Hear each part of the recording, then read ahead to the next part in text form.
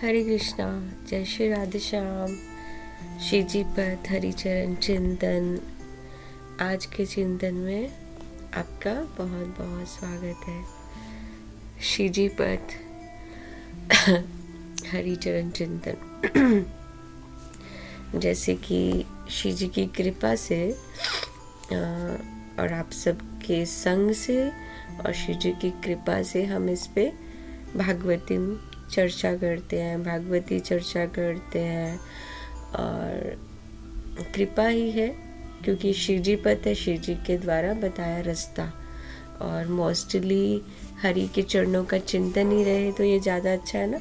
हम किसी का संग करें तो उसमें हरि कथा बोलते हैं ना, ग्राम्य कथा न कहिए न सुनिए, कोई भी ऐसी बात नहीं कहनी है न सुननी है। तो उसी पे आज की हमारी चर्चा है।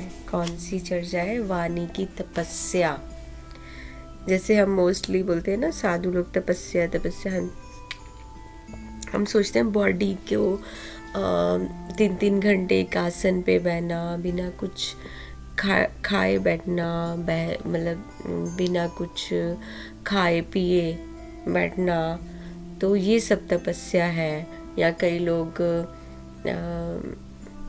अपनी बॉडी को, जो पहले के साधु लोग हुए हैं, हठ योग करते थे कि एक बाजू, अभी भी है। हठ योग में क्या होता है कि एक हठ करते हुए, कई हमने जब अभी कुंभ हुआ था प्रयाग में, तो उसमें कितने सारे साधु आए थे ना, जो एक ही बाजू को ऊपर कर रखा था, कोई खड़े खड़े रहते ऐसे।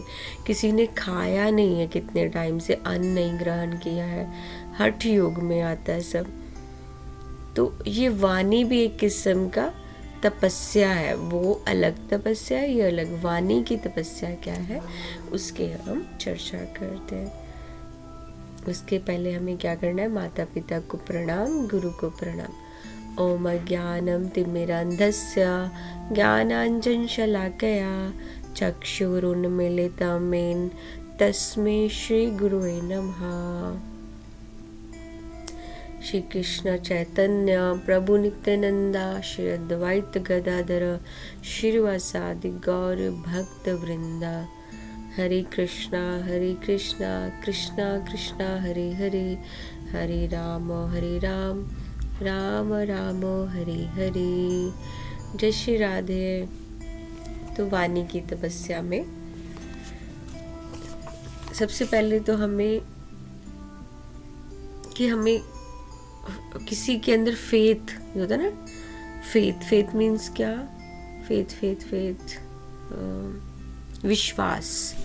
हमें किसी में विश्वास नहीं खोजना चाहिए। हमारी वाणी का तो जो है ही है, तपस्या, तप, जिह्वा पर विजय कैसे प्राप्त करनी है। जीवन पर तो हो जाएगी, लेकिन जिह्वा पे नहीं होगी। जो मैं भी बोल रही हूँ शायद नहीं हो पाती है ना, क्योंकि दोष हम देखते हैं और कहते हैं, पता नहीं क्यों कहते हैं, शायद ये कलयुग है। तो वाणी की तपस्या में भगवान अर्जुन को एडवाइस नहीं दे रहे हैं कि जब तक वो पूछा नहीं, मतलब उन्होंने एडवाइस नहीं दी, तो जब तक भगवान ने भी एंड तक देखा। जब अर्जुन नहीं पूछा, भगवान ने नहीं बताया।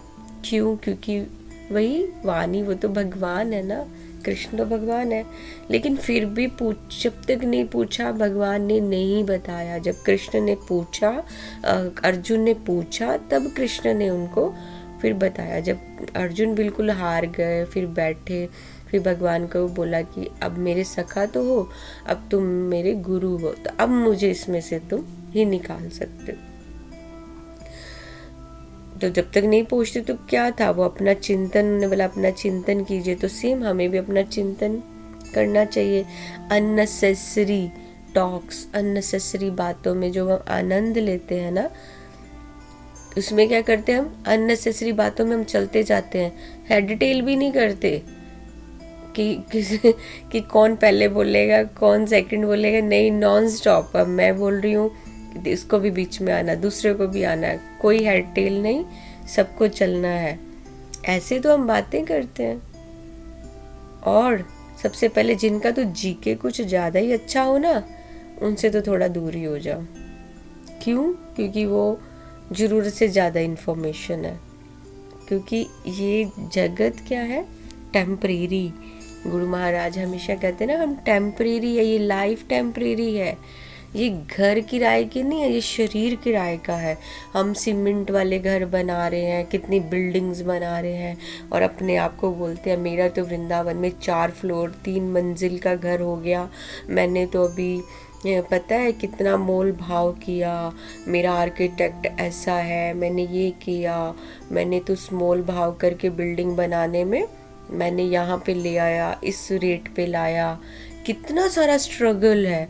लेकिन ये नहीं पता है ये ईंट पत्थर ये घर नहीं है, ये तो बस एक किराए का जो टेम्परेरी ये बना रहे हैं। रियल क्या है?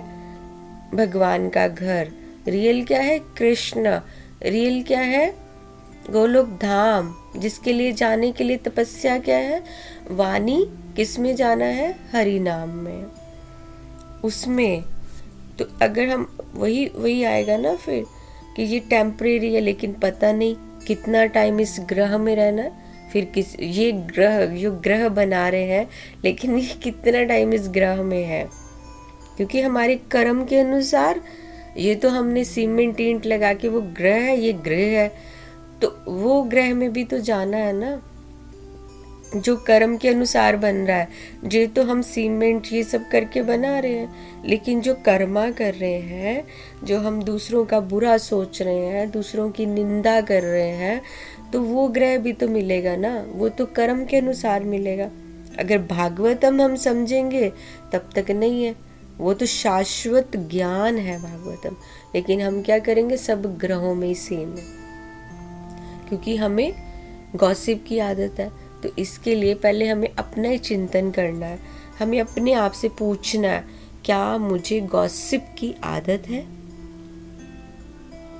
क्या मुझे गॉसिप, ग्राम्य कथा, महाप्रभु ने बोला ना, ग्राम्य कथा न सुनवे, ग्राम्य कथा न मतलब कहिए, ग्राम्य कथा, क्या मुझे गांव में जैसे बैठ के बहुत गॉसिप करते हैं ना, अपने आप से हमें क्वेश्चन करना है, क्या मुझे इसकी आदत है?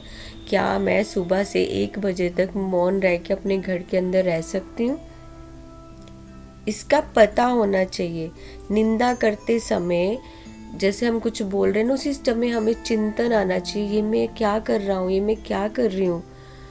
क्योंकि हमें जो निंदा के बीच ये गॉसिप जो चल रहा है ना, गांव में बैठी हैं सब औरतें, उसने बुरा किया, उसने किया, उसने, तो वो जो दूसरा कर रहा है हम सुन रहे हैं ना, तभी बोला ना महाप्रभु ने, ग्राम्य कथा ना सुनिब, कहना भी नहीं है, सुनना भी नहीं है।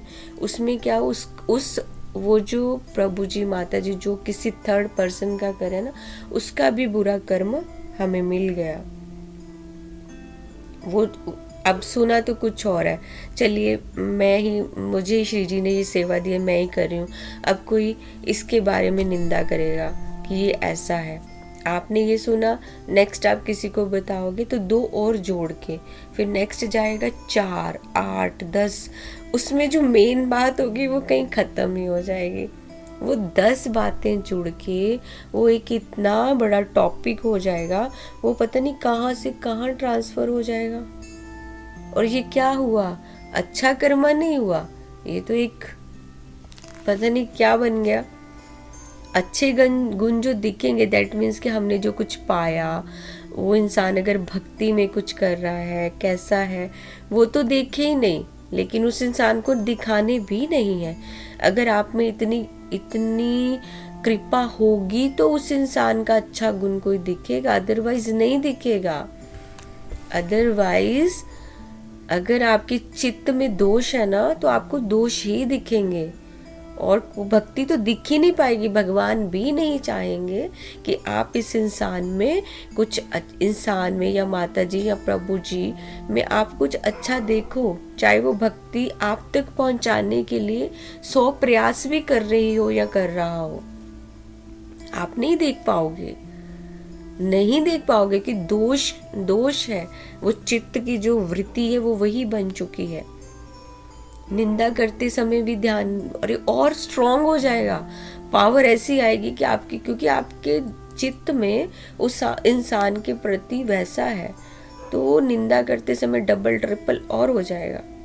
अब बुरे कर्म हमें मिलते हैं, अगर अच्छे कर्म हमारे अच्छे जो है उनका अगर आप बोलते हो कि 100 गुना मिल गया, तो हम तो वृंदावन गए जी दर्शन करने, दोष कितने भरे पड़े हैं, फिर भी बोलेंगे हम तो वृंदावन चले गए। अरे भाई, तो वो तीर्थाटन किया है आपने, कुछ वो नहीं किया। आपने वहाँ एक जगह पे बैठ के ध्यान लगा के एक माला भी अगर अच्छे शुद्ध चित्त से कर ली होगी, किसी का दोष ना देखते हुए, तो शायद उसका भी मिल जाए। लेकिन धाम में पहुंचने के बाद भी अगर आपका कोई जानने वाला, कोई माता जी या प्रभु जी धाम में रहते हैं, उनको वृंदावन वास मिला है, तो अगर आपने उनके लिए दोष कर लिया, तो वो जो एक माला की है ना, उसका भी अगर आपको मिलेगा ना फल, उसका दोष का 100 गुना क्या 1000 गुना मिलेगा। नारायण शास्त्र है, उसमें लिखा है, मुझे नहीं पता, मैंने पढ़ा नहीं है, मैंने सुना है कि हमारे शरीर में जो भी रोग होते हैं ना, उसमें लिखा है सब, कि किसी संत से ही सुना है कि इसका क्लियर है कि किसी के प्रति अगर बुरे भाव मन में है ना, कटु भाव है, तो जैसे सर दर्द है या कुछ और है, बहुत सारी प्रॉब्लम्स है ना, तो क्या खाना है क्या नहीं खाना है, इसका क्या रिलेशन है आपस में, उसका क्या है, आपको वो सब डाइजेस्ट ही नहीं होगा। अगर आपके मन में बुरे भाव है ना, आपके दूसरे के प्रति क्लियर मीन्स कि किसी के प्रति आप में सिर्फ बुरा ही भाव है, कि अब आपको सर दर्द कि अरे भाई अब उसने क्या खा लिया, अब उसके साथ क्या रिलेशन है, अब ये क्या है, वो आपको डाइजेस्ट नहीं होगा जब तक आप उसको अपने पास से 4 वो जोड़ के बता नहीं लोगे। अदरवाइज आपके क्या होगा, हाथ पैर में दर्द चलता रहेगा जब तक आप वो आगे एक्सप्लेन नहीं कर दोगे।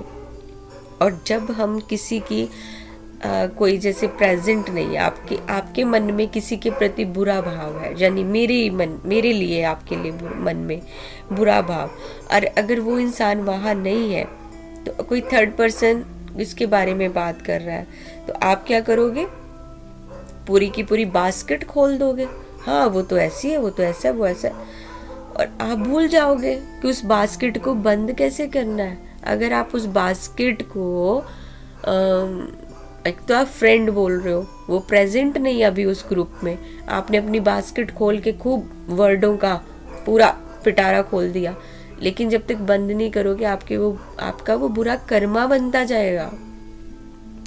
इसलिए वाणी की तपस्या वो है, उसको कंट्रोल, ओनली श्रवण पावर।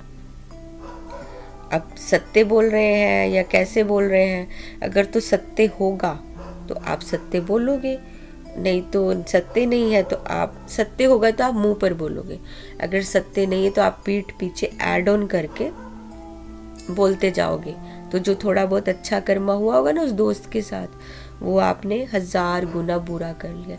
इसलिए हमेशा जो भी रिलेशन हो, कैसा भी हो, अगर आपने वो संबंध बनाया है तो उसके प्रति पूरा लॉयल्टी के साथ निभाना चाहिए। लेकिन तो आजकल भाई भी बहन को पता नहीं क्या क्या बोलते हैं आइदर। और दूसरों के जो कर्म है जब हमारे पास आ जाते हैं ना, अब वो बोल दिया, पिटारा खोला, अब उस पिटारे में आपने तो अपना जो है